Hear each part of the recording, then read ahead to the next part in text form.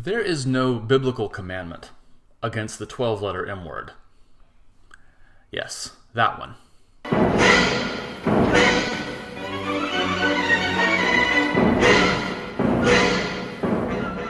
Lots of people think the Bible forbids masturbation, that there's some commandment in there somewhere against it. But there isn't. There isn't a command anywhere against masturbation. And I think that's important to state for two reasons. The first is that for probably 90% of the people walking around on the planet, masturbation is their first sexual experience. And if they're religious people, that means they're probably carrying around a lot of unconfessed guilt, which they then look at the world, they then project out onto the world and onto other people.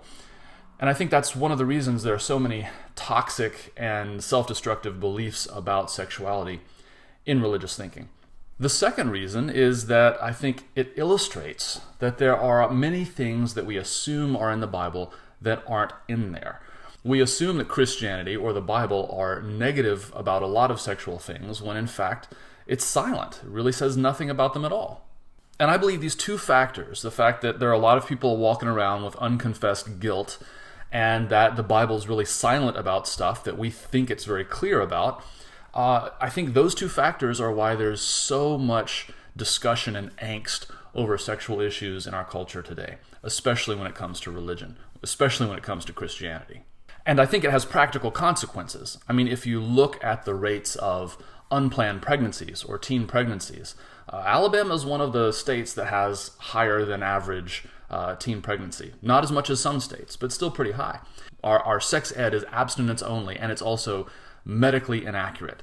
So if you want to look at some practical effects that shame and sex-negative culture have on our policy, you don't have to look further than our own state. So I'm going to make a controversial theological argument.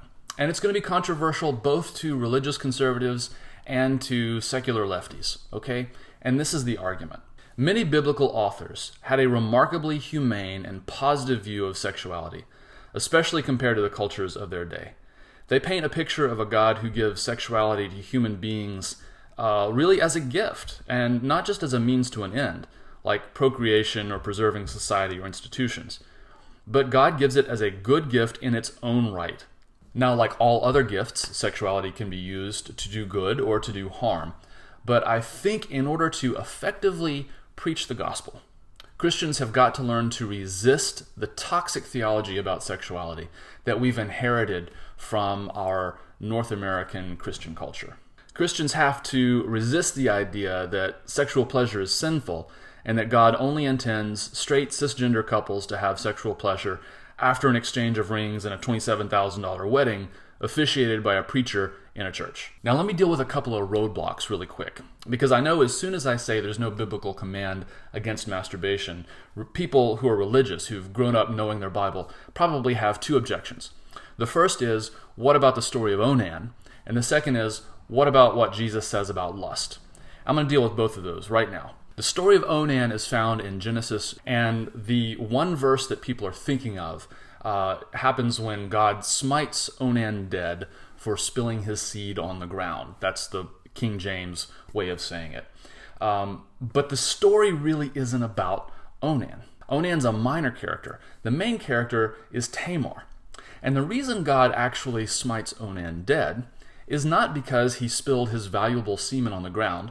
By the way, it's not like guys run out of that stuff. But the reason he smites Onan dead is because he's trying to cheat his sister-in-law out of her inheritance. See, what he's doing isn't masturbation. What he's doing is he's pulling out early, and he's refusing to get her pregnant because he knows if he gets her pregnant that her child will inherit money that he will otherwise get. So his sin is not masturbation. His sin is theft. He is stealing from his sister-in-law while using her for his own sexual pleasure. God doesn't like that. Now, I'm going to deal more with the story of Tamar in a later video, but I do want you to know this. Tamar is the main character here. This is Tamar's story. And by the end of the story, she's dressed up like a prostitute and seduced her own father-in-law and gotten pregnant. Now, if you're somehow going to say that this is a story about masturbation and that God doesn't like masturbation and therefore kills Onan, then how do you explain that God's just fine with a woman who disguises herself as a prostitute, seduces her father-in-law in order to get pregnant? Somehow that's okay, but masturbation ain't? Oh, this is why we need critical thinking. So like I said, I'm going to deal more with the story of Tamar in a later video because it's a great feminist parable. But I'll go ahead and deal with the other objection, which is that Jesus talked about lust, talked against lust. So Jesus tells his male disciples that lusting after a woman is the same thing as committing adultery with her in their hearts. He goes on to say that it's better for you to pluck out your eye or cut off your hand and have them thrown away than for your whole body to be thrown into the trash heap. Now, the fact that he talks about cutting off body parts, and he starts with the eye and hand, and he talks about cutting off other members, there's an implication there that you wouldn't even stop with eyes or hands, okay? But I've got two responses to this passage, and I think it's an important passage. The first response is that I don't think lust and sexual desire are the same thing. I don't think what Jesus is talking about in this passage is sexual desire or sexual pleasure. I mean, remember, this is the same Lord who went to a wedding at Cana, and when the party was running out of wine, made more wine because he wanted the guests to continue to enjoy themselves.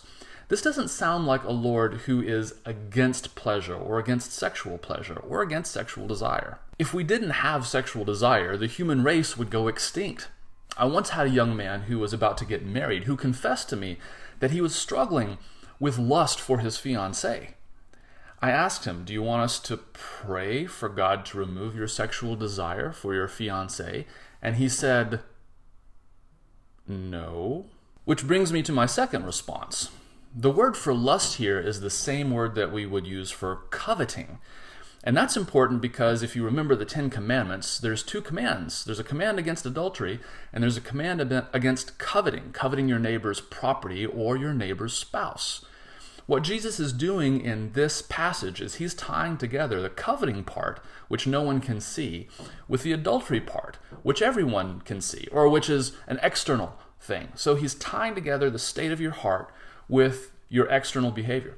And he says the same thing in the rest of that chapter. He says that if you're angry with a brother or sister, it's like committing murder. He's not saying that sexual desire is bad.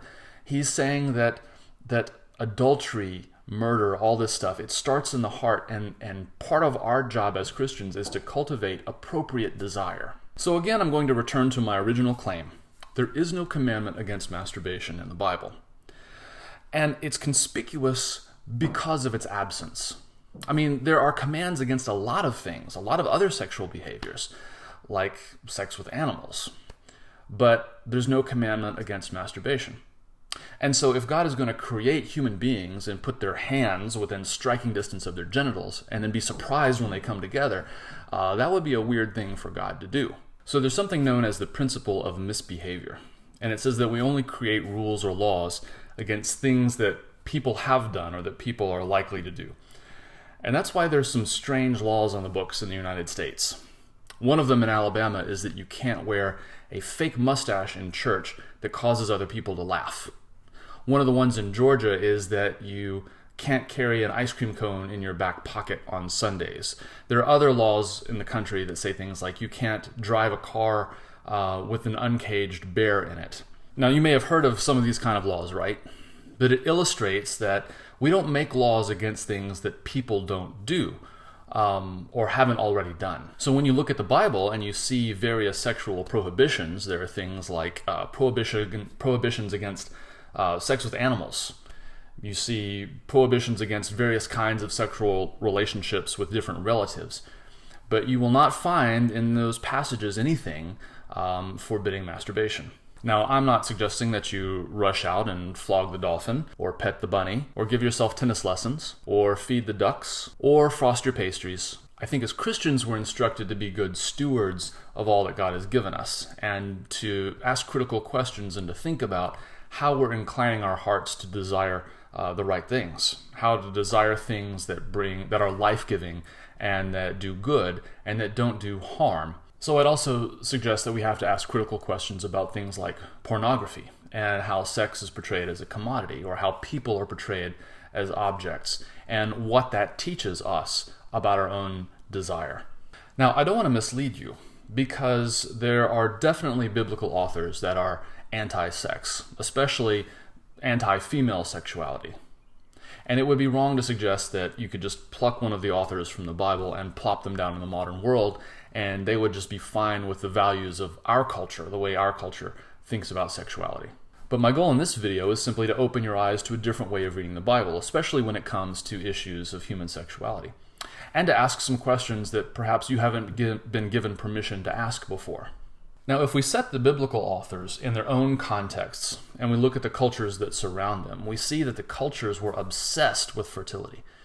Back in the day, your day-to-day life was very tenuous. I mean, you could die from starvation or an enemy attack. And so fertility was how you were going to survive. If your crops weren't fertile, you were going to starve. If your livestock didn't reproduce, that was a problem. If your family didn't reproduce, then you would have no one to carry on your name or your family traditions. Fertility became such an important part of life that fertility gods and fertility worship were a standard part of religion.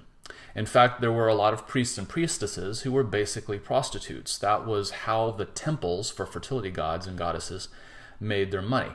And as you read through the Bible, you see there's this constant temptation for God's people to pursue fertility cults.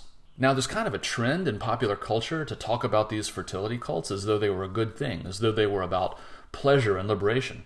They were not. They were about power and exploitation.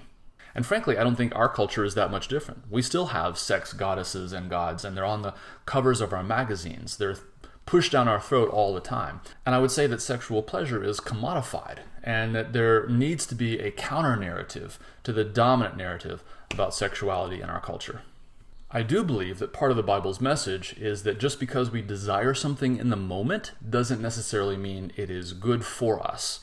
In fact, if we don't cultivate right ways of thinking and right ways of behaving, sometimes our desires will lead us down a path of destruction that hurts ourselves, wounds the world, and wounds other people.